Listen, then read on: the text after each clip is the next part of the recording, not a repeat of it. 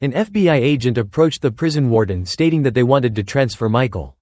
But if Michael left, who would fix Tush Mayan for him? The warden firmly refused. However, the FBI agent didn't let it go. Left with no choice, the agent revealed the truth, handing the warden a confidential document. A young man lay heroically in a pool of blood. What had caused such a strong reaction from the warden? Meanwhile, Michael had no idea what was happening. The four of them hid in a warehouse calculating their escape plan. Michael's eyes full of intelligence quickly scanned the prison gang leader John. After returning, the warden sat in his office waiting for him. At this critical moment, the four countries were leaking information. If they were discovered, it would be the end. Michael was extremely anxious, as if sitting on a bed of coals. The warden informed Michael, "It seems you've been hiding something from me. Tomorrow you'll be transferred." Michael pleaded with the warden, "My brother has only 3 weeks left before his execution. Let me stay with him during this remaining time." The warden, finding it difficult to even protect himself, felt conflicted. He then said, "It's not me who wants to transfer you, but your opponent has more power than I do." He told Michael to pack his things and prepare for tomorrow's transfer.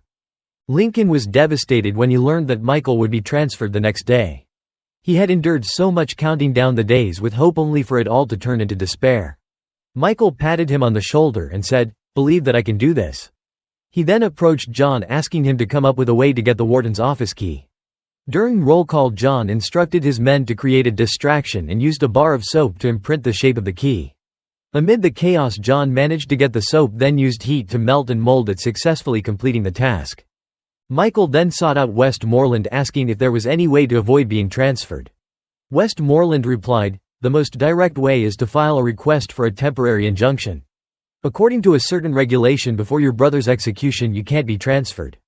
The entire process would take 30 days. The request was handed over to Bellick, who delivered it to the warden.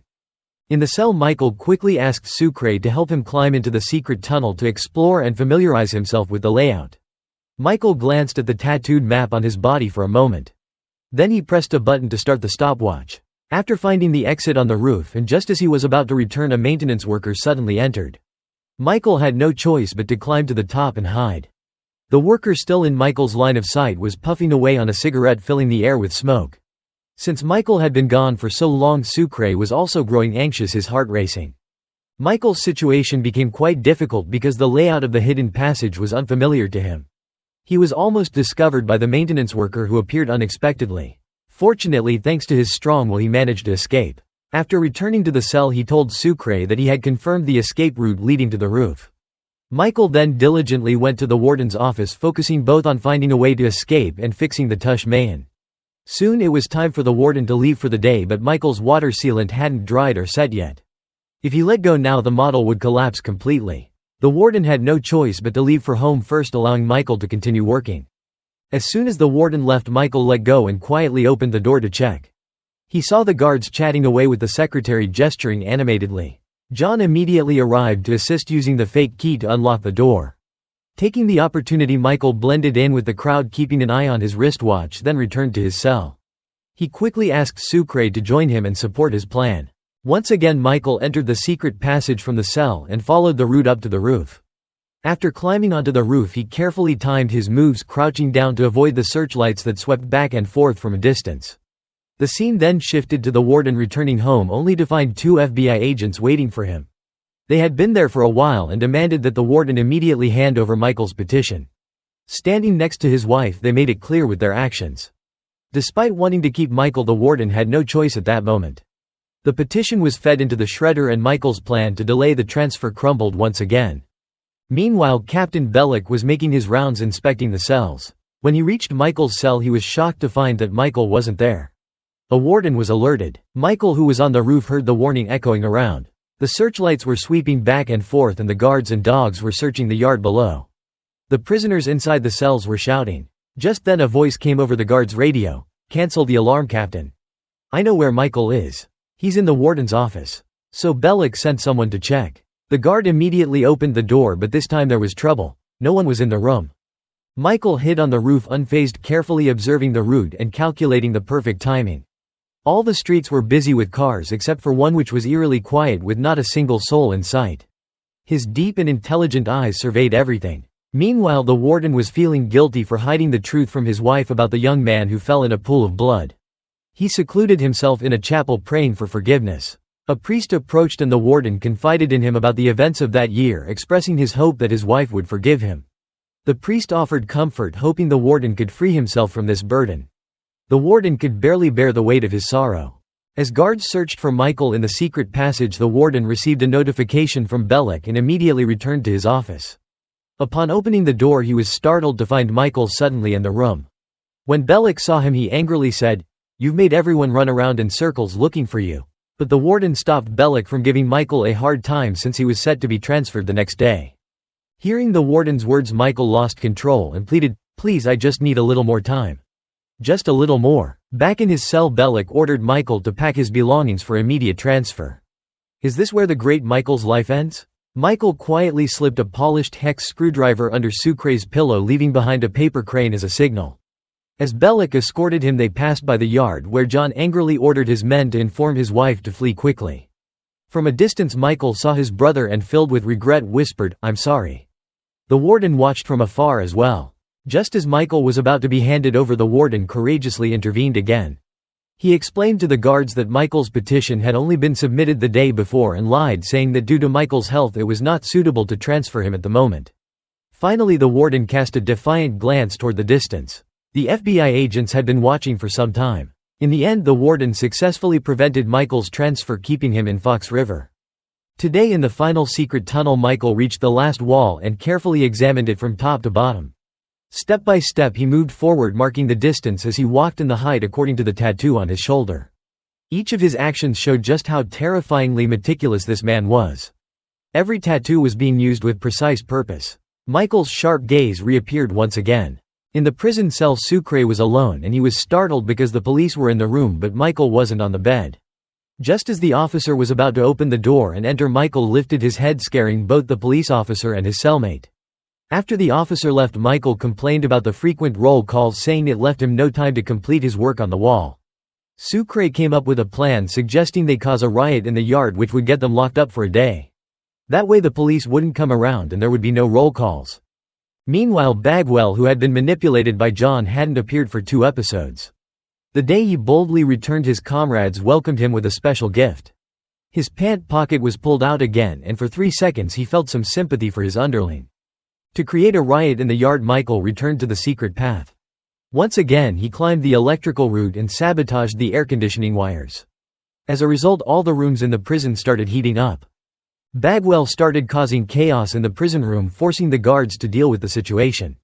Sucre, still in the cell, complained to Michael, telling him that not only did he sabotage the air conditioning wires, but he also turned on the heater. The metal prison hallways opened up and Bagwell was the first to step out. He taunted the officer, saying, "Isn't it hot enough in here? Just yesterday I was still pale and look at me now." The officer splashed a bowl of water in Bagwell's face and sarcastically asked, "Cool enough for you now?"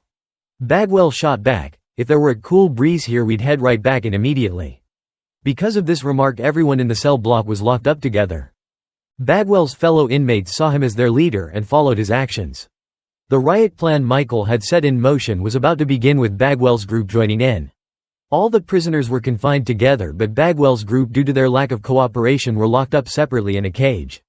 At this point, Bellick started insulting Bagwell with cruel words, successfully provoking his crazy ambition. Bellick felt a surge of excitement and kept taunting him. Under Bagwell's command, his team became extremely agitated, using their strength to tear down the wire doors of the cage. One moment Bellick had been smug, but now, seeing the chaos unfold, he hurriedly rushed back to his office.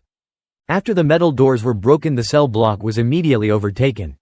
Bellick opened all the prison cells and all the inmates ran outside. Westmont's cat was also frightened and ran around in chaos. Bagwell found a set of keys in the control room, which made him even more excited. It turned out that a guard had dropped them in a panic. The riot in the prison grew larger and larger. Bellick called for backup. In Block B, Sarah was checking on patients. A guard on the phone told her that Block A had been overtaken. Sarah hurried back to her room. The guard outside the door was attacked by a prisoner who strangled him. When Sarah went outside and saw what had happened, she quickly turned back but was grabbed by a prisoner. She resisted and hurriedly escaped to the medical room, pushing a table against the door to block it. The patient who had been ill just moments earlier was now glaring at her. Sarah, frightened and panicked, couldn't run anymore. She could only wait for help to arrive. In another scene, the guards were escorting Lincoln back to his cell when they encountered the ringleader of the riot, Bagwell. The guards were terrified, and in the confusion Lincoln grabbed the set of keys and unlocked his handcuffs. But before Lincoln could make a move, Belloc hit him from behind, knocking him unconscious. Meanwhile, back in the secret passage, Michael told Sucre, "Once we get past this wall we'll be able to reach the water pipe, then get into the medical room and escape." Michael pulled out a map he had drawn and hung it on the wall, showing Sucre that as long as he followed this important path and crawled into the tunnel they could weaken the wall's structural integrity. Sucre, still unsure, thought back to what he had told Michael, that if he was included in the escape plan he'd agree to break through the tunnel at any cost. In the medical room, Sarah could not wait for help to arrive. She saw a guard being forced by a prisoner who shouted outside, "Everything is normal in here." The prisoners outside continued to smash the protective glass around the prison. The police chief, reluctant to use force, decided to cut off the water supply. Just then the governor called and he immediately asked about Sarah, his daughter. The police chief, unaware of the situation in the prison, insisted that Sarah was fine as Block B was completely separate from Block A. At that moment Bagwell was holding onto the guard he had beaten, enjoying the cheers of his fellow inmates. The poor guard, hoping to escape amid the chaos, was shoved into Michael's cell by Bagwell. In the process the guard accidentally bumped into a washing faucet in the room, revealing the secret passage. Bagwell was about to turn back and yell when John covered his mouth to stop him. Seeing this, Michael got excited and rushed back to the cell. Bagwell said the guard had seen the entrance to the tunnel and couldn't be allowed to live. Michael argued that the guard couldn't die and John supported him. Bagwell shook his head and left the cell. John stepped forward to block him, demanding that Bagwell join their escape plan. Otherwise he would go mad and reveal everything before they killed him. Michael didn't want the plan to be ruined and reluctantly accepted Bagwell's demand, but under the condition that the guard must live.